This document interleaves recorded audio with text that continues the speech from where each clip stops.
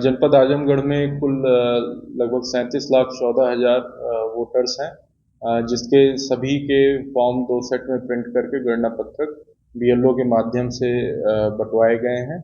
और जो फॉर्म भरने को लेकर के है उसमें 2 पार्ट में ये गणना पत्रक है। प्रथम भाग जो वर्तमान में मतदाता का विवरण है वो भरना है, उसमें मतदाता को यानी 2025 में जो भी वोटर लिस्ट है उसके हिसाब से जो उसका डिटेल है वो प्रथम भाग में भरना है। द्वितीय भाग में उसे अगर उसका नाम 2003 की मतदाता सूची में था, विशेष गहन पुनरीक्षण अभियान जो 2003 में हुआ था उत्तर प्रदेश में, उसका डिटेल अपना स्वयं का भरना। अगर वो उस समय मतदाता नहीं था तो उसके पिता या पितामह जो है या माता या दादी, इनका डिटेल वो भर सकता है।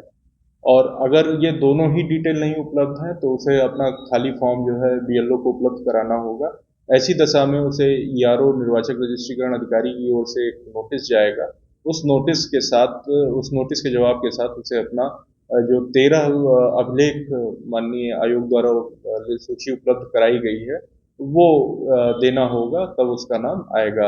इसमें एक चीज ये है कि अगर किसी ने गणना पत्रक अपना चाहे अधूरा भरा या नहीं भरा, साइन करके बीएलओ को उपलब्ध करा दिया तो उसका नाम आलेख प्रकाशन में जरूर रहेगा, ड्राफ्ट लिस्ट में जरूर रहेगा। और लेकिन उसे जो अंतिम सूची में जाने के लिए अपना जो दस्तावेज है नोटिस के जवाब के क्रम में वो देना रहेगा।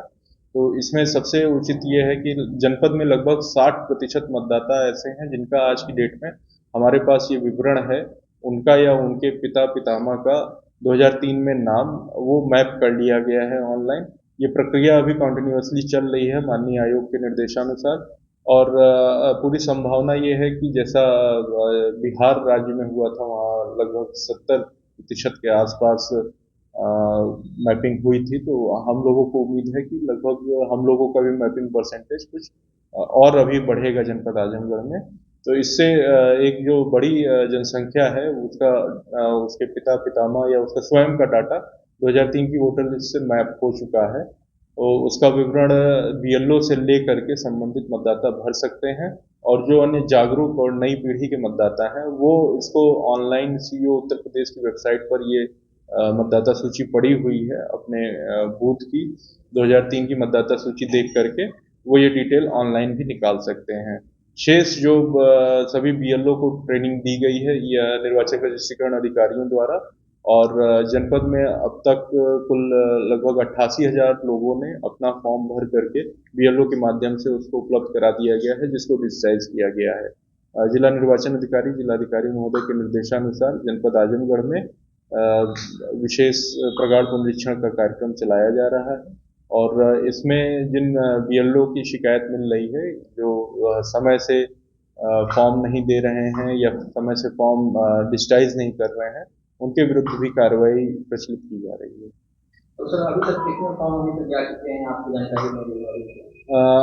ये टोटल लगभग 100% फॉर्म जा चुके हैं, सभी बीएलओ को उपलब्ध कराए जा चुके हैं।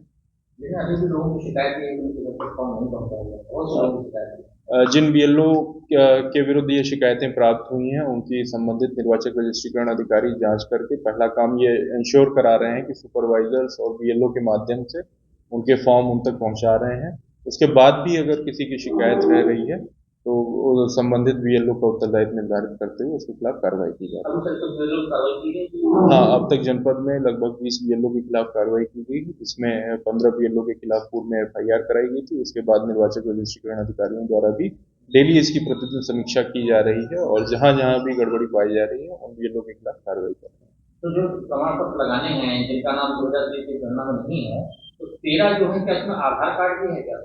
हाँ, इसमें माननीय भारत निर्वाचन आयोग का 9 सितंबर 2025 का एक निर्देश पत्र प्राप्त हुआ है जिसमें आधार कार्ड को भी इंक्लूड किया गया है।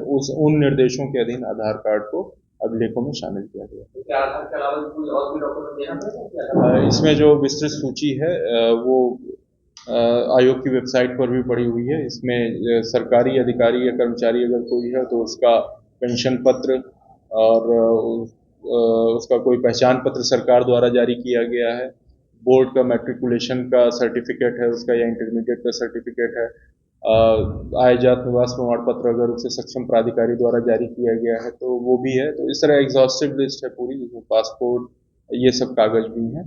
तो इसमें दो कट ऑफ डेट्स हैं जिसके आधार पर ये डॉक्यूमेंट देने हैं। एक तो 1 जुलाई 1987 है और दूसरा 2 दिसंबर 2004 है। ऐसे लोग जिनका 1 जुलाई 1987 के पूर्व का जन्म तिथि है उन्हें केवल अपना अभिलेख देना है। जिनकी जन्म तिथि 1 जुलाई 87 से 2 दिसंबर 2004 के बीच की है उन्हें अपने साथ अपने माता या पिता में से किसी एक का अभिलेख देना, और जिनकी 2004 के बाद है और जिनका 2003 में डिटेल नहीं मिल पा रहा है उन्हें अपनी और अपने माता पिता दोनों लोगों की डिटेल देना है। तो ये पूरी एग्जॉस्टिव लिस्ट है। पूरी एक्सरसाइज इसी बेसिस पर की जा रही है ताकि जो एक्चुअल आज की डेट में वोटर हैं उनका नाम जो है इस सूची में आए। और ये अभी जनवरी के नियत तिथि तक चलेगा ये अभियान, जिस बीच में समय रहेगा सबको अपने अभिलेख देने का। जिनको नोटिस जा रही है विशेष रूप से उनके बारे में मैं बात कर रहा हूँ। जो ऑलरेडी मैप्ड हो चुके हैं 60% लोग, उन्हें तो केवल अपना डिटेल भर करके दे देना है, वही पर्याप्त है। जो बाकी के लोग हैं जिनके पास 2003 का डिटेल नहीं है तो उनके लिए ये 3 कैटेगरी बना करके आयोग ने निर्देशित किया है कि उनके अभिलेख प्राप्त करते हुए इस पर कार्रवाई की जाए। अगर किसी ने गणना पत्रक अपना चाहे वो पूरा भर करके दिए या अधूरा भर करके दिए, अगर वो दिया है तो उनका नाम आलेख प्रकाशन में ड्राफ्ट लिस्ट में अनिवार्य रूप से रखे जाने के निर्देश दिए गए हैं। और उस पर जो अंतिम निर्णय ईआरओ को लेना है वो अपना नोटिस जारी करके इन साक्ष्यों के आधार पर लेगा। एसआईआर की प्रक्रिया अभी 4 दिसंबर तक चलना है, अभी तो डेट बनने का है। ये देखिए स्टेप हैं इसमें। एसआईआर का जो फाइनल प्रकाशन होना है वो 7 फरवरी 2026 को होना है, जो माननीय आयोग द्वारा निर्देश दिया गया है।